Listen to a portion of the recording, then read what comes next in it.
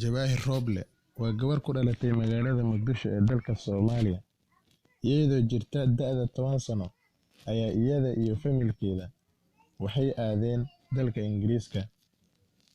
Waxay aad u jecleed kubadda cagta markay joogtay magaalada Muqdisho, laakiin nasiib xumo waxay la kulmaysay caqabado uga imaanaya dhanka bulshada sababtoo ah dadka Soomaaliyeed waxay la yaab la ahayd gabar kubad ciyaarayso. Laakiin nasiib wanaag markay imaaday dalka Ingiriiska waxay ku biirtay koox oo kubadda cagta ah, waxayna samaysatay saaxiibo cusub oo ku dhiirigeliya hamiga ay lahayd.